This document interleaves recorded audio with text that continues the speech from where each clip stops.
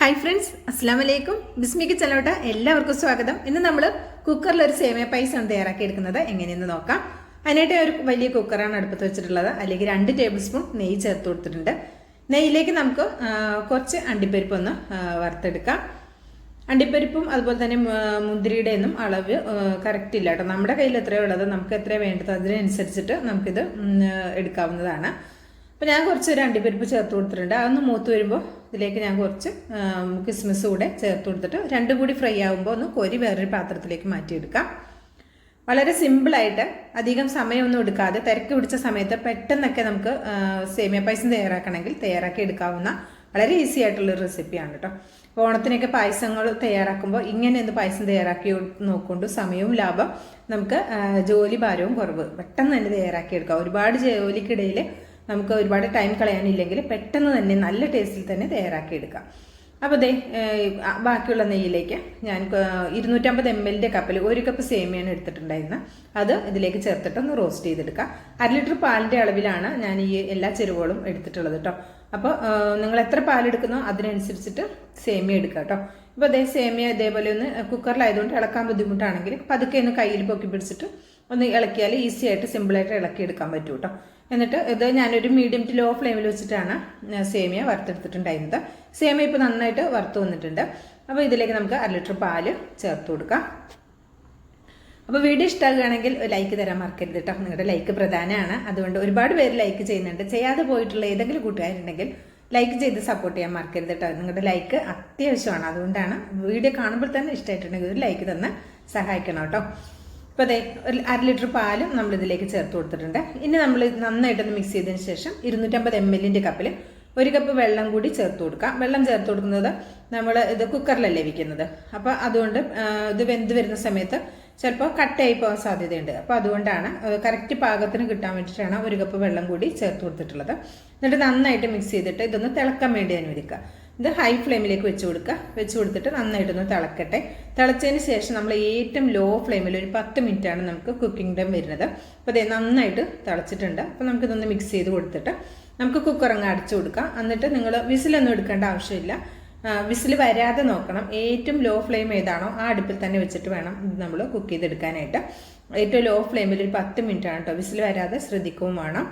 അപ്പോൾ അതെ, അപ്പോൾ ഞങ്ങൾ കൂട്ടാനൊക്കെ വെക്കുന്ന കുക്കറാണെങ്കിൽ അത്യാവശ്യം നന്നായിട്ട് വൃത്തിയാക്കിയിട്ട് വേണം സേമിയ പായസം കുക്കറിൽ വെക്കാൻ. അല്ലെങ്കിൽ കറിയുടെയൊക്കെ ആ ഒരു ഇതുകൊണ്ട് പെട്ടെന്ന് തന്നെ പിരിഞ്ഞു പോകും കേട്ടോ. അത് ശ്രദ്ധിക്കണേ. ഇപ്പോൾ അതെ ഒരു 10 മിനിറ്റ് ആയപ്പോൾ ഞാൻ ഫ്ലെയിമൊക്കെ ഓഫാക്കിയിട്ടുണ്ട്. ഇനി ഇതിൻ്റെ ചെറിയൊരു പ്രഷർ ഇങ്ങനെ വന്നിട്ടുണ്ടാവുമല്ലോ, ആ ഒരു പ്രഷർ പോയതിന് ശേഷം നമുക്കിത് തുറന്ന് നോക്കാം. അപ്പോൾ എൻ്റെ പ്രഷറൊക്കെ പോയിട്ടുണ്ട്. ഞാനൊരു 10-15 മിനിറ്റോളം ഒന്ന് റെസ്റ്റ് ചെയ്യാൻ വെച്ചിട്ടുണ്ടായിരുന്നു. അപ്പോഴാണ് എൻ്റെ ആ ഉള്ളിൽ ആവിയൊക്കെ ഒന്ന് പോയിട്ടുള്ളത്.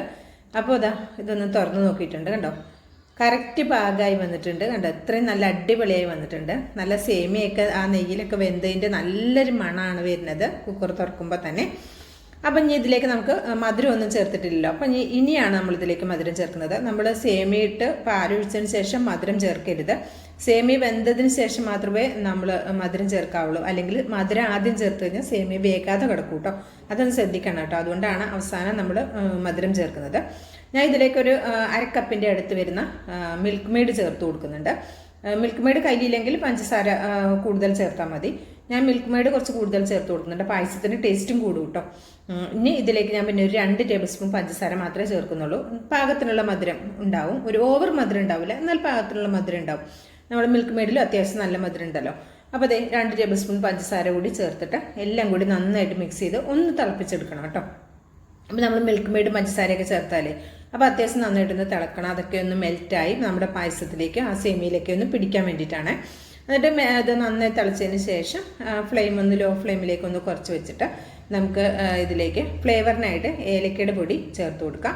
ഞാനൊരു 3/4 ടീസ്പൂൺ വരുന്ന ഏലക്കയുടെ പൊടി ഇതിലേക്ക് ചേർത്ത് കൊടുക്കുന്നുണ്ട്. ഒരു ലോ ഫ്ലെയിമിൽ വെച്ച് ഒന്ന് തിളച്ചാൽ മതി കേട്ടോ. ഉണ്ടോ, ഇത് ഒരു 3/4 ടീസ്പൂൺ ഏലക്കയുടെ പൊടി കൂടി ചേർത്ത് നന്നായിട്ട് മിക്സ് ചെയ്തെടുത്തിട്ടുണ്ട്. അതിനുശേഷം നമ്മൾ എന്താ പറയുക, നമ്മൾ വറുത്ത് വെച്ചിട്ടുള്ള അണ്ടിപ്പരിപ്പ് മുന്തിരിയൊക്കെ ഇല്ലേ, അതുകൂടെ ഇതിലേക്ക് ചേർത്ത് കൊടുക്കാം. ഞാനത് ഫുള്ളായിട്ട് ഇതിലേക്ക് ചേർക്കുന്നില്ല. അപ്പോൾ ഞാൻ ഫ്ലെയിം ഓഫാക്കി കൊടുത്തിട്ടുണ്ട്. കുറച്ച് ഭാഗം ഞാൻ പാത്രത്തിലേക്ക് നമ്മൾ സെർവ് ചെയ്യുമ്പോൾ ഗാർണിഷ് ചെയ്യാനായിട്ട് മാറ്റി വെച്ചിട്ടുണ്ട് കേട്ടോ. എന്നിട്ട് കുറച്ച് ഞാൻ ഇതിലേക്ക് ചേർത്തിട്ട് നന്നായിട്ട് മിക്സ് ചെയ്തിട്ടുണ്ട്. പായസം എപ്പോഴും സെർവ് ചെയ്യുമ്പോൾ അത്യാവശ്യം തണുത്തിട്ട് സെർവ് ചെയ്താൽ മതി കേട്ടോ. ചൂടോടെ ആകുമ്പോൾ ആ ഒരു എന്താ പറയുക, നല്ല ചൂടാക്കി കുടിക്കാനും നല്ല ബുദ്ധിമുട്ടായിരിക്കും. പായസമൊക്കെ എപ്പോഴും തണുത്ത് കഴിയുമ്പോഴാണ് കഴിക്കാൻ നല്ല ടേസ്റ്റ് ഉണ്ടാവുക. അപ്പോൾ ഞാൻ ഇതേപോലെ ഒരു പാത്രത്തിലേക്ക് സെർവ് ചെയ്യുന്നുണ്ട്. വളരെ സിമ്പിളായിട്ട് കുക്കറിൽ ഓണത്തിനൊക്കെ പായസം ഒന്ന് തയ്യാറാക്കി നോക്കൊണ്ടു. സമയവും ലാഭമാണ്, പെട്ടെന്ന് തന്നെ നമുക്ക് തയ്യാറാക്കി എടുക്കാം. അപ്പോൾ ഇഷ്ടമായിട്ടുണ്ടെങ്കിൽ ട്രൈ ചെയ്ത് നോക്കണം, അഭിപ്രായം അറിയിക്കണം, ലൈക്കും ചെയ്യണം കേട്ടോ.